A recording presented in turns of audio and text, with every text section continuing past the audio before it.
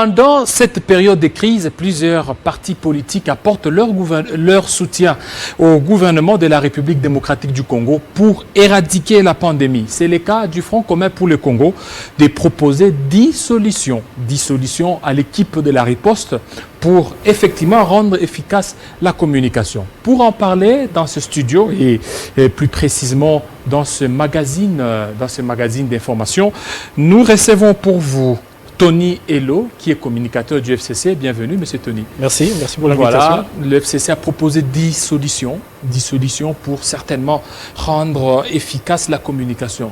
Comment vous avez trouvé qu'il y a insuffisance par rapport à l'équipe de la riposte dans l'attaque contre la pandémie coronavirus? Bon, vous savez, nous sommes d'abord conscients de la gravité de la situation. Parce que, comme vous le savez, l'humanité tout entière est aujourd'hui en train de vivre les affres de cette pandémie. Le président de la République l'a dit, nous sommes en guerre, nous sommes aujourd'hui face à un ennemi qui est en train d'ôter la vie à nos compatriotes, mais aussi qui est en train de créer une vague incommensurable qui aura des conséquences néfastes à la fois sur le plan social et aussi sur le plan humanitaire certainement, mais plus encore sur le plan économique. Donc il était ainsi de la responsabilité du FCC, qui est un ensemble politique, qui est une famille politique, qui est la plus grande famille politique de la République, de pouvoir ainsi s'atteler à pouvoir proposer ce qui devrait être, selon nous, des pistes concrètes de solutions. Nous en avons proposé 10, comme vous l'avez dit. Bien évidemment, nous n'avons pas le monopole du savoir, ni encore de la connaissance, ni encore des solutions, mais il était pour nous nécessaire de pouvoir nous inscrire dans l'ordre du temps, dans la gravité de la situation, et c'est ainsi que le FCC a fait ces propositions-là. Et les 10, les plus percutantes sont lesquelles? Toutes sont percutantes parce que nous avons eu le temps d'analyser un peu toute la situation et évidemment nous pouvons les regrouper parce que lorsqu'on parle aujourd'hui, vous en avez parlé tout à l'heure de la question de la communication, il est plus que nécessaire aujourd'hui de se rendre compte qu'au démarrage de cette pandémie, dans nos murs ou je vais dire dans nos frontières, je pense que nous sommes autour du 8 ou autour du 10 mars, il y avait une cacophonie au niveau de la communication institutionnelle.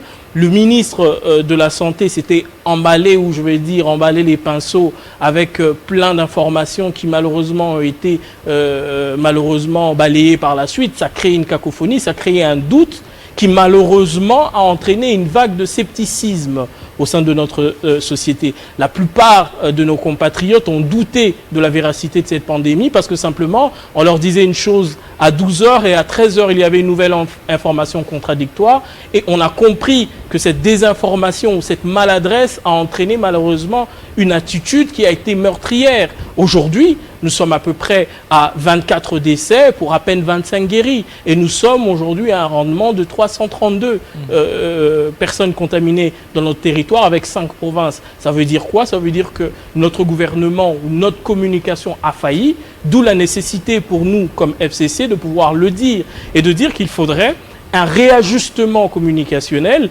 qui recentrerait évidemment le gouvernement dans le rôle qui est le sien comme responsable parlementaire ou je vais dire politique de tout ce qui se passe parce que à un moment on constate que vous avez plusieurs centres de décision, vous avez plusieurs centres d'impulsion, vous avez d'une part un secrétariat technique, de l'autre vous avez une task force qui également se retrouve au niveau du président de la République qui conseille le président de la République, mais on avait senti qu'il y avait malheureusement plusieurs centres qui créaient une cacophonie et qui ne permettaient pas de façon efficace d'aborder les questions de fond, les questions de prévention qui devaient bien évidemment guider l'action du gouvernement. Donc nous avons dit cela, nous avons dit que le gouvernement devait reposséder ses prérogatives et s'assumer parce que c'est elle qui sera comptable devant l'Assemblée nationale, il ne faut pas l'oublier, et chacun de ces faits devra être jugé à un certain moment.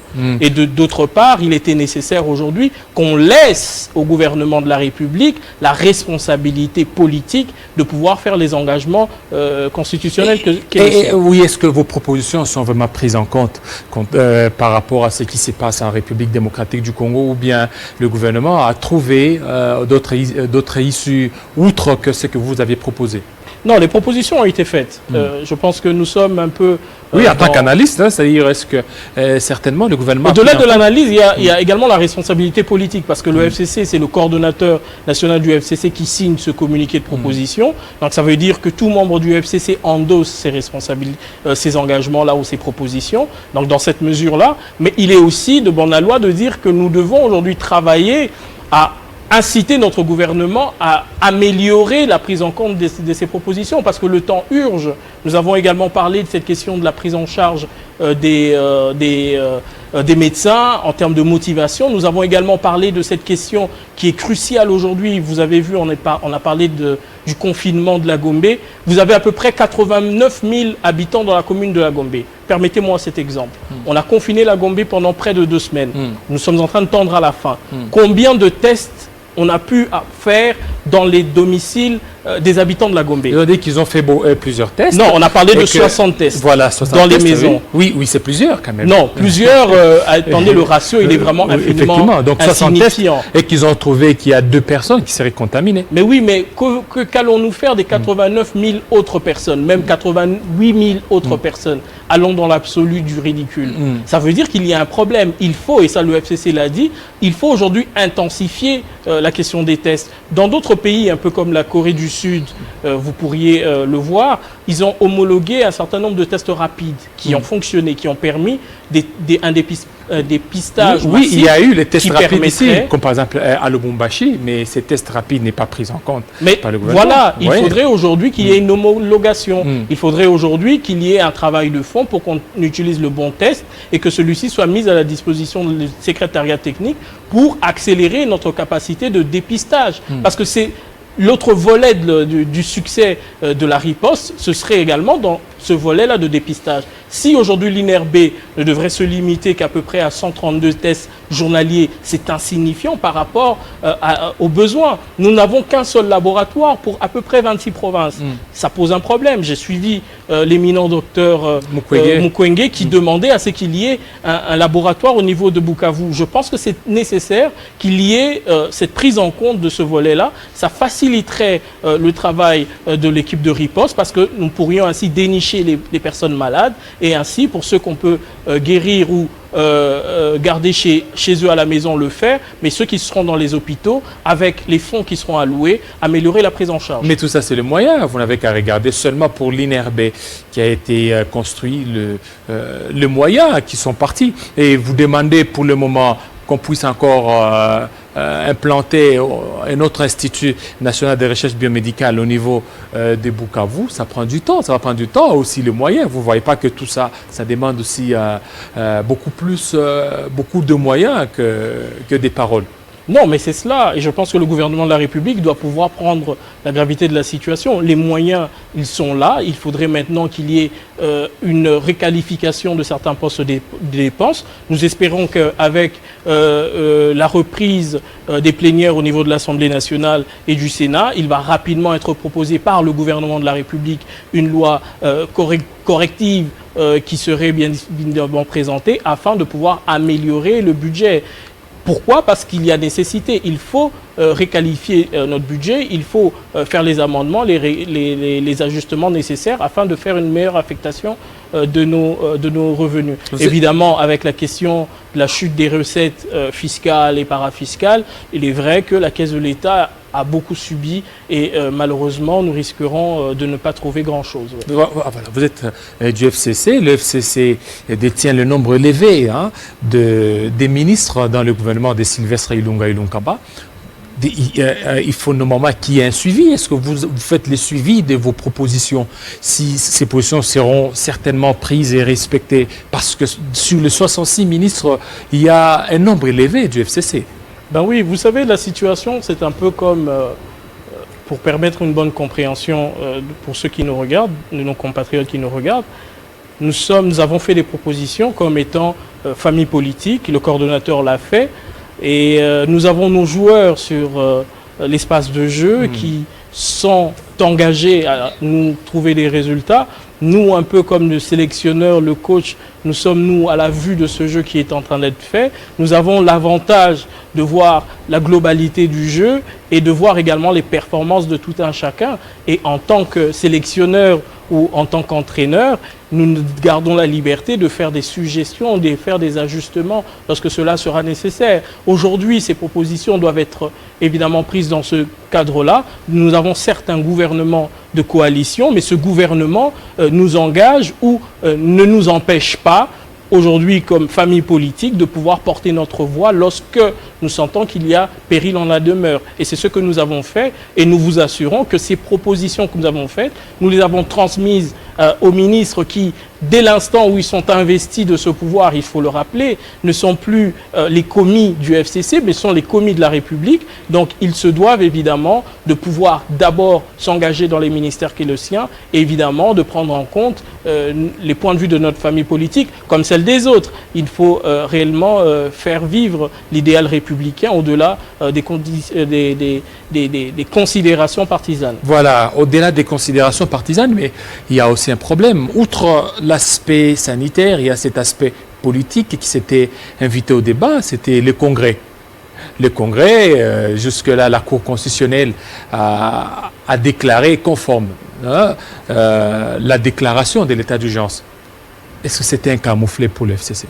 Pas du tout. Écoutez, le juge constitutionnel s'est établi ainsi comme l'arbitre d'une polémique qui a été créée de toutes pièces par des pêcheurs en eau trouble. Et entretenu par le FCC. Par des pêcheurs en eau trouble qui, par manque évidemment de sensations fortes, ont voulu créer une polémique artificielle. Ce sont malheureusement les zélateurs du chaos, les zélateurs du complot qui ont voulu ainsi manipuler l'opinion, ainsi en exhibant un complot qui n'existe que dans leur tête. Il faut rappeler que certaines de ces personnes sont en souffrance dans leur propre parti politique, d'où la nécessité pour eux de pouvoir se relancer par des vagues populistes et malheureusement de manipulations qui sont totalement irresponsables. Mais quelle est la responsabilité du FCC dans tout cela? Notre responsabilité comme première force politique, comme première force politique de la République, c'est d'aller au-delà de cette polémique de bas étage. C'est d'aller vers l'avenir. C'est d'aller aujourd'hui vers ce qui est le plus essentiel. Et pour nous, le plus essentiel, c'est la lutte contre le Covid-19. Et évidemment, prendre en compte les mesures d'atténuation qui sont nécessaires au vécu de nos populations. C'est en cela que le FCC veut travailler. Et n'oublions pas que ce soit aujourd'hui les propos qui ont été tenus par le président du Sénat, ceux-ci, et même par la présidente de l'Assemblée nationale, ceux-ci ne sont sortis que par le souci que ces hautes personnalités ont de leurs fonctions, parce qu'il faut quand même rappeler, bien évidemment, on ne va pas commenter l'arrêt de la Cour constitutionnelle qui, bien évidemment, cherche un compromis entre deux articles de la Constitution, l'article 85 et l'article 119, mais nous voulons ici rappeler la nécessité de sauvegarder l'équilibre institutionnel dans le principe sacro-saint de la séparation de pouvoir. C'est en cela que nous nous inscrivons. Nous considérons qu'il n'y a de sacré que la souveraineté du peuple. Et dès l'instant où le peuple a élu un président de la République, du même moment où, au même moment, ce même peuple a élu une Assemblée nationale et par, évidemment, de façon indirecte, un Sénat, chacune de ces institutions ayant reçu la légitimité du peuple souverain se doit d'exister, se doit d'exercer ses prérogatives constitutionnelles. Et c'est cela qu'a voulu rappeler le président du Sénat, au-delà de toute polémique. Maintenant, ceux qui veulent arracher à ce compatriote ou à cette institution majeure ce droit de pouvoir faire vivre la démocratie, nous les accuserons de dictature, tout simplement parce qu'il ne peut y avoir de supériorité nocive au point de vue institutionnel qui briserait ainsi l'équilibre institutionnel. Oui, et ça, c'est très grave. Oui, parce que pour eux, ils se disent... Le même Alexis Thambou Mwamba, le président du Sénat, a déclaré qu'il ne devrait pas se réunir lorsque toutes les conditions ne sont pas respectées. Et quelques semaines après, ou 2 semaines après, Alexis Thambou Mwamba demande à ce qui est organisation du Congrès. Alors, vous voyez certainement une main noire derrière cette histoire. Peut-être un coup d'État constitutionnel, la destitution éventuelle du président de la République. Non, vous savez, Monsieur Jean-David, Monsieur Alexis Thambwe Mwamba est resté dans un cadre constitutionnel. Il n'est pas allé dans la divagation, il n'est pas allé dans les élucubrations de je ne sais pas quoi ou de quelle manière. Il est resté dans un cadre qui lui était constitutionnel, il s'est appuyé par de là l'article 119 de la Constitution. Et ici, il est important de rappeler qu'en aucune manière les organes parlementaires ont cessé de fonctionner. Bien évidemment, il n'y avait plus les plénières, mais il y avait toujours les commissions qui ont continué à fonctionner, les bureaux également ont continué à fonctionner. Il y a eu une suspension des plénières, mais cette suspension avait eu pour soubassement simplement la nécessité de pouvoir assainir d'abord le cadre de travail afin d'éviter que les sénateurs et les députés entrent dans un cadre qui ne serait pas protégé. Donc, la nécessité pour eux de suspendre ces plénières-là. Mais en aucune manière, le Covid ne peut tuer la démocratie. En aucune manière, on pourrait dire, écoutez, au nom de je ne sais pas quelle crise sanitaire, lorsque le besoin se fait ressentir, il faudrait ainsi occulter une grande partie de notre Et même la présidence a demandé quand même des excuses. Certains porte-parole, on a vu Tina Salama, on a vu aussi Kasongo Mayambamba demander à Alexis Thambwe Mwamba de pouvoir présenter les excuses auprès du président de la République. Je pense qu'il s'agit là d'opinion personnelle. Je n'ai pas... Mais c'est fondé, non? Non, c'est fondé parce pour eux. Parce que Alexis Thambwe Mwamba, les propos qu'il a tenus, c'était pas discourtois, selon le porte-parole de la présidence. Vous avez bien dit, selon le porte-parole de la présidence, je ne considère pas que ce point de vue-là soit institutionnel. Le seul point de vue institutionnel est celui qu'il y a entre les institutions. J'ai vu une réunion où le président de la République, chef de l'État, a convoqué le président de l'Assemblée nationale, le président du Sénat, afin de voir ensemble, entre ces trois institutions, comment ils vont faire face aux mesures additionnelles qui devront être mises en place, évidemment, dans le schéma constitutionnel. Le chef ne les aurait pas réprimandés. Non, écoutez, ça c'est de la politique, je n'y entrerai pas. Laissez à chacun la liberté de ses opinions, laissez à chacun la liberté de ses chicanes. Nous considérons qu'il faudrait que nous élevons le débat au-dessus ou au-delà, évidemment, de cette politique qui a toujours eu, malheureusement, à guider l'action de certains politiques. Il y a les opinions personnelles, il y a la Constitution, il y a les institutions, il y a le divin principe de la séparation et du respect des institutions auquel l'EFCC s'accroche, et puis c'est tout. Que chacun, évidemment, à chacun de ces niveaux, y garde sa pensée. Maintenant, regardons vers l'essentiel. L'essentiel pour nous, c'est quelle est la réponse que nous donnons maintenant au Covid-19 ? Qu'est-ce qui arrive aujourd'hui? Il y a nécessité de proroger l'état d'urgence. Comment nous procédons? Quelles sont les mesures additionnelles, non?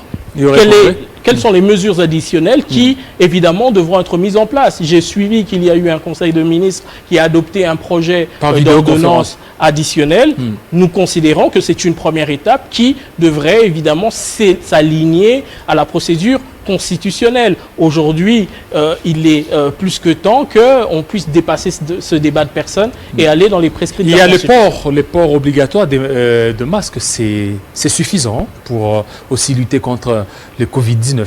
C'est suffisant, il y a d'autres mesures. Il y a, à ce stade, je pense que toutes les mesures barrières... Mais regardez, on s'attendait à ce qu'il y ait un couvre-feu. C'est comme si le couvre-feu n'est pas d'actualité, on ne veut plus parler. Les mesures, je pense qu'il y aura des mesures additionnelles. Il y aura évidemment des rectificatifs qui devront être apportés par les chambres et les élus du peuple. Et je pense que dans cette vivacité ou dans la vivacité de notre démocratie, nous aurons les meilleures mesures. Mais vous savez, lorsque je vois aujourd'hui comment ça se passe ailleurs dans d'autres pays en Occident ou en Asie, je considère que notre classe politique doit comprendre que c'est dans l'union des forces, et c'est ce que le FCC a dit, que nous allons vaincre. Mais si par malheur, nous considérons que la gestion de la crise doit devenir un casus belli pour certains qui, en manque de positionnement ou je ne sais pas, en crise de légitimité, considéraient cette situation comme le moment d'en découdre avec des adversaires politiques, je dis attention. Attention parce qu'aujourd'hui... Vous faites allusion à quoi? À ce qui se passe à la justice ou comment? Non, nullement. Je pense que je suis un bon Montesquieu. Donc je vais dire tout simplement que sur le débat de la justice, nous avons une position très tranchée. Le FCC a dit très clairement que nous n'allons pas nous immiscer dans les procédures judiciaires en cours. Nous considérons que la justice doit de pouvoir lorsque vous parlez d'en découdre exercer ses... avec ses adversaires, faites allusion à quoi? Ben non, je pense que c'est un avis qui est général. Lorsque j'ai vu le vice-président de l'Assemblée nationale descendre sur le ring et donner des coups au président... le premier vice-président. Au président du Sénat, je considère que là, il y a une anomalie. La République vient d'en souffrir. Nous considérons qu'aujourd'hui, il y a un problème. Et ce problème-là, c'est cet éventail ou épouvantail qu'on voudrait ainsi présenter, faire du Congrès, qui est pourtant constitutionnel, d'en faire ainsi un champ d'affrontement politique. Je me dis qu'il y a un sérieux problème. Il y a certains acteurs politiques qui ne voient pas, la gravité de la situation, mais aussi la gravité de la fonction ou des fonctions qu'ils ont. Se permettre ainsi de déposséder toute cette majesté de poste ou de fonction à ce qu'il y a de plus vil dans un débat où on utiliserait des termes mensongers ou populistes simplement pour manipuler l'opinion au sens de nos peurs ou au sens de nos fantasmes. C'est là où la République aura réellement des problèmes. Et nous voulons ainsi rappeler que nous devons nous recentrer sur l'essentiel. Merci. Merci à vous, Tony Elo, de votre passage dans ce magazine d'information. Restez branchés sur nos antennes des Télé 50. À très bientôt.